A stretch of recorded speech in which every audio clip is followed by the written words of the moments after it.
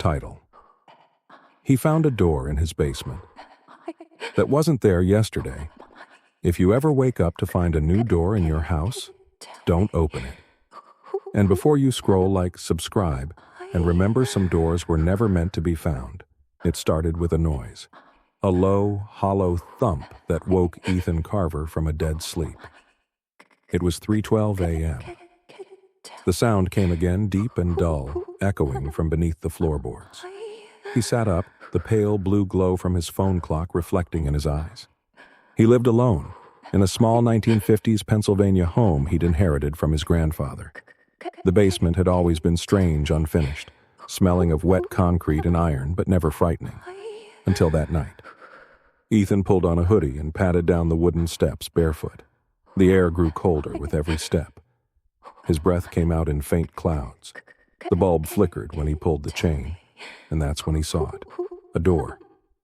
It hadn't been there before. Where there was once solid stone foundation, a new, pale wooden door stood perfectly framed into the wall. The handle gleamed clean, new, almost polished. Ethan froze, his skin crawling. He stepped closer, fingertips brushing the grain of the wood. It was cold. He ran back upstairs, heart hammering, and grabbed his phone. He snapped a photo and posted it to Reddit. Found a door in my basement that wasn't there yesterday. Should I open it?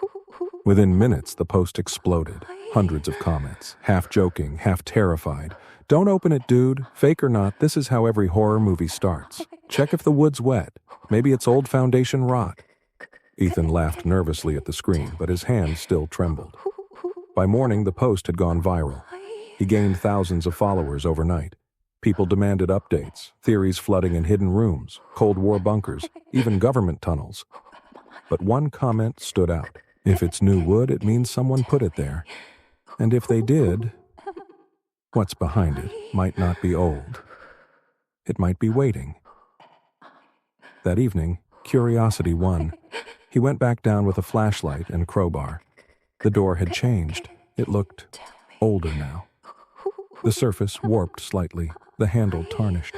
When he touched it, faint static tingled across his fingertips. He took a deep breath and pulled. The door creaked open, releasing a gust of cold, stale air.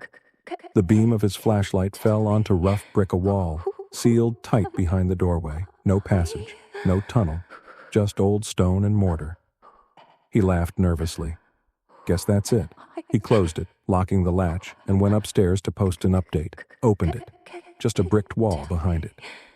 Weirdest thing ever. Thanks for the theories. The internet loved it. Memes, videos, even reaction streams. He tried to move on, but that night as rain tapped on the windows, Ethan woke again. The same sound. Thump. Then again. Thump. Only now it came faster, louder, from behind the wall. He stumbled downstairs, flicking the light on. The bulb flickered wildly. The door stood there, still closed, but trembling slightly. From the other side came faint, rhythmic knocks. 3, then 2, then 1. He whispered, "Who's there?" Silence. Then a reply, faint, muffled, but unmistakable. A man's voice. "You opened it." The bulb burst. By morning, Ethan told himself it was a dream. He had to. Because the alternative that someone or something was inside that wall was too insane to believe. He went to work late, still shaken, and came home after sunset. The house felt wrong the moment he stepped in. Still air, no hum from the fridge. Even the ticking clock had stopped. He took a shaky breath and went down the basement steps again. The air was freezing. The door was gone. He blinked. The wall looked solid again. The wooden frame had vanished like it was never there. The faint outline of dust where it had stood was all that remained. He pulled out his phone and compared it to the photo from the day before. The image still showed the door clear as day, but when he snapped a new one, it was just bare concrete. He posted another update online. "The door is gone. I swear I'm not faking this." The post blew up again. Thousands of comments. Some people joked that he was doing it for attention. Others believed him or wanted to. But one user sent him a private message. "I've seen that door before. It's part of an old mining entrance system in Pennsylvania. they used to seal tunnels behind fake walls to trap something in. He ignored it at first, but that night when he went to take the trash out, he noticed something that stopped him cold. There was a door, not in the basement outside. Half hidden in the side of his tool shed, its same pale wood catching the moonlight.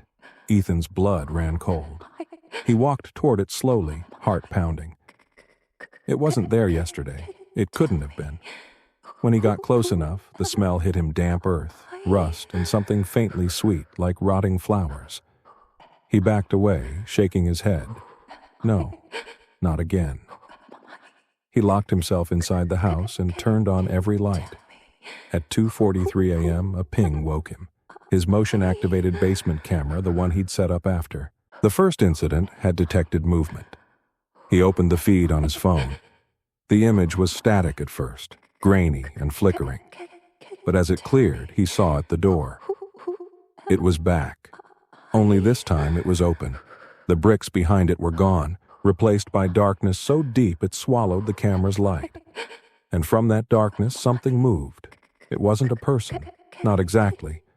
A faint outline, shoulders, a head, something crawling out on all fours. The feed glitched, then froze. The last frame showed the door wide open and the shadow halfway through the threshold. Ethan didn't go down there. He sat in his bed, eyes glued to the screen, gripping his phone so tight it hurt. Around 3 a.m., the feed turned black. The next morning, the camera was smashed. 2 days later, his Reddit account posted again, but it wasn't him. It was an image. A blurry photo of the basement door, now standing in the middle of his living room. Behind it, faint scratches lined the floor, as though it had been dragged there. The caption only said, "It keeps moving closer." That post was his last. After that, Ethan's account went silent. Neighbors said they saw him once more, standing outside at 4 a.m., staring at the shed in his backyard, whispering to it. When police were finally called days later, the house was empty. Every door inside was gone. Hinges removed, frames splintered. All except one. In the basement, a single door stood propped against the wall, its surface scratched with a message. "Don't open another one." 6 months after Ethan Carver disappeared, the house went up for sale. The realtor didn't mention the police search, the online rumors, or the fact that half the basement had been resealed in concrete. A young couple, Daniel and Megan Shaw, bought it cheap. They called it a fresh start. From the first day, Megan said the house felt wrong. Not dangerous, just off. The air never warmed, even in summer. The pipes creaked in the rhythm of footsteps. Sometimes she swore she heard faint knocking through the walls. Daniel always brushed it off. Old houses do that. The first real sign came on their 4th night. While unpacking boxes in the living room, Megan found something wedged behind the radiator, a small, cracked phone with the screen shattered. When she plugged it in, it flickered to life for a moment. Only one image remained in the gallery. A door, same pale wood, same steel handle. Captioned, "It keeps moving closer." The next morning, Megan went down to the basement to start laundry. The air was colder down there, the kind of cold that sinks through skin. She glanced at the corner where the wall had been patched. Smooth concrete. Nothing unusual, but as she turned to go, she noticed something strange in the far corner. A faint line, vertical, dusty, like a seam in the wall that didn't belong. She touched it. The cement flaked away easily, revealing wood beneath. Her breath caught. She brushed away more dust, and there it was, a door. When Daniel came home that evening, Megan was pacing the kitchen, pale and shaking. "There's a door down there," she said, "in the same spot from those pictures." He frowned. "A door? Maybe they bricked up a crawl space. It wasn't there yesterday." He didn't believe her. He went downstairs with a flashlight, calling, "See? It's probably." The beam hit the wall, and he stopped. It was new wood, fresh. The handle gleamed. Someone had built it recently. He tried to pull it open, but it wouldn't move. Sealed tight. He knocked.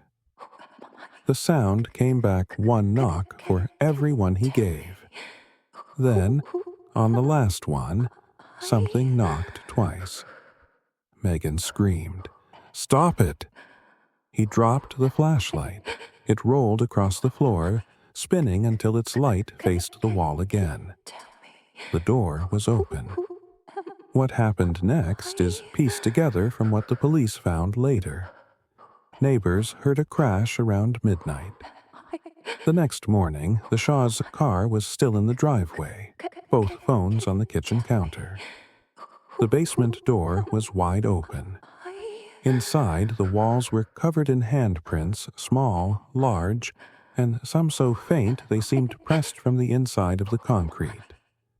In the center of the floor sat Daniel's flashlight, still on, pointed at the door. It was closed again, but this time, something was scratched into the wood. "Welcome back." The handwriting matched Ethan Carver's. The house was condemned weeks later. The basement sealed again. But online, Ethan's old post resurfaced the one with the first photo. The image now looked different. Behind the open basement door, a figure was visible, faint, smiling, holding a phone.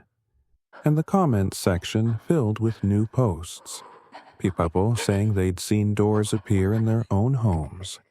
Closets, attics, garages. Each one with the same caption.